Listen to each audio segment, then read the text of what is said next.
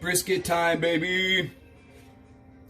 All right, everybody. Just gonna try to throw a little video together today. I know it can be intimidating cooking a giant, big old piece of meat like this. So, without further ado, I'm gonna give you some tips and tricks of how I achieve that Texas-style barbecue. This is a 13-pound brisket here, and what we're gonna do, I've got the coals going already, heating up. So what we're gonna want to do here is, before we get this thing seasoned and on the barbecue, you want to trim off a lot of this excess fat. A lot of this won't cook off, render off in the cooking process, so you're going to want to remove it to get a more even cook throughout this whole entire piece of meat here. So you got two sides here. You got the fatty side, you got the side that's not so fatty, it's been trimmed down a little bit.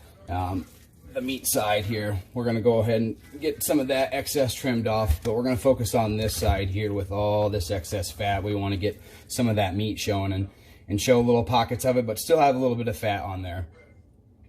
So if you feel around on here, it's usually really soft here. There's a thinner layer of fat usually covering this part of the brisket.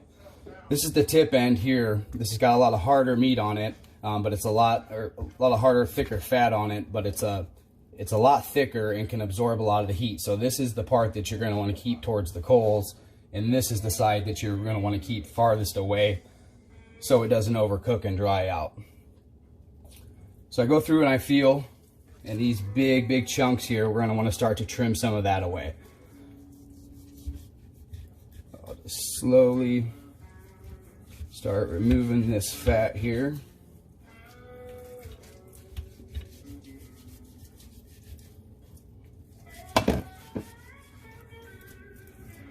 Just like that.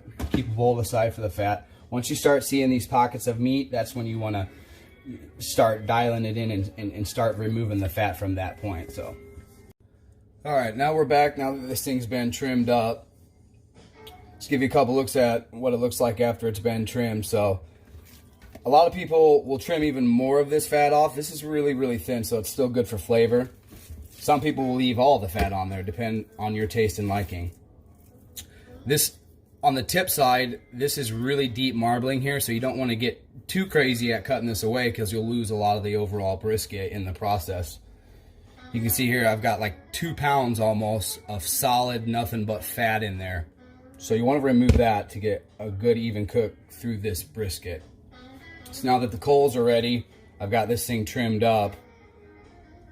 For my liking, I like to get that Texas style crispy bark on the outside, and to achieve that, I'm going to heavily dry season this thing. So depending on your taste and your family's likings, you can kind of dial that in as you get into these experiences. All right, now we're back. We've got our brisket tip side towards the coals. We're going to go ahead and try to control our barbecue at about 225 degrees for the next 8 hours. It's important to stay in that range. You can go a little bit above that. I wouldn't advise going too below that, but you want to stay consistent to give the meat a nice even cook for the first phase of cooking this brisket. In this case, I use yellow mustard as a binding agent.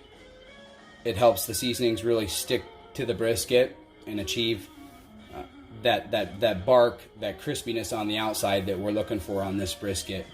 The Weber smoking rub, in my opinion, is an awesome one to have around the household. You can buy it at most stores. It's very versatile in the pieces of meat that you cook with, and it's one of my favorites. Black peppercorn, heavy rub down with the black peppercorn, as well as the garlic and pepper seasonings, or pure straight garlic. Just use a quality garlic. Wood, I like to use the bigger chunks of wood. You can use the pellets as well. I like to stick with cherry and hickory for most of the things I smoke, and that's everybody has their different opinions and tastes of what they like, so you can play around with that. I'm going kind of for the hybrid flavor on this one. And then charcoal. Don't use cheap charcoal from the store. It won't hold temperature. You'll be playing with the temperatures a lot. You won't continually and consistently cook that piece of meat. It's really important when cooking a brisket. All right, so now that we've got this thing smoked, we've smoked it for about 8 hours to get it to an internal temperature of 160, 165 range. Then we're going to wrap it in paper. Butcher paper usually works the best. You can use tin foil. I use tin foil a lot of times before. I've tried paper in other attempts at cooking some of these bigger pieces of meat. So what the paper does, what the foil does, is it helps lock in the juices at that point and kind of braise it in its own juices and kind of give the flavor right back to the meat, so you don't dry the meat out. You don't have to wrap it. It just might get a little bit over dried out. So this is kind of a nice medium between a nice roast and get that bark on the outside for the first 8 hours, and then we'll kind of give it that oven effect and let it braise itself. So the next step, we've got the barbecue now heating back up, add a little bit more coal.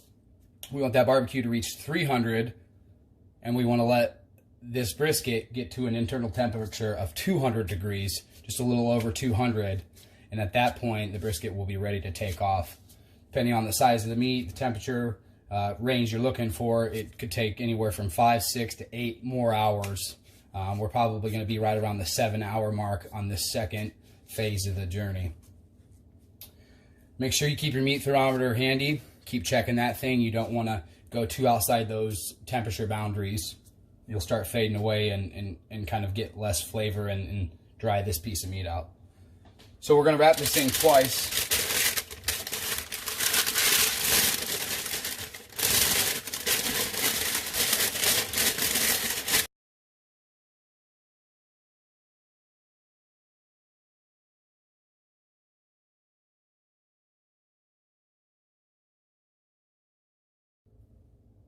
All right, now we've pulled this off the smoker. It's now reached just over slightly 200 degrees.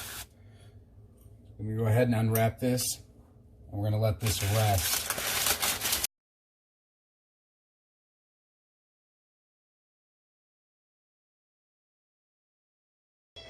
All right, she's rested an hour. I've rested an hour. Time to cut this bad boy up.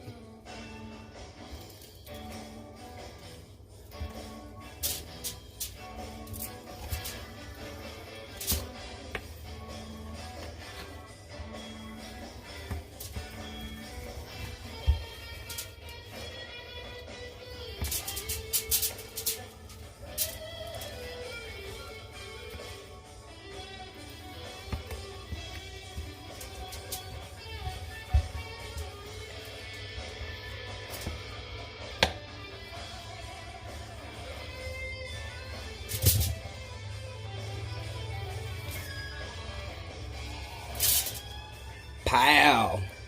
That's what I'm talking about, ladies and gentlemen. Crispy bark on the outside, tender, juicy meat. Ha pow!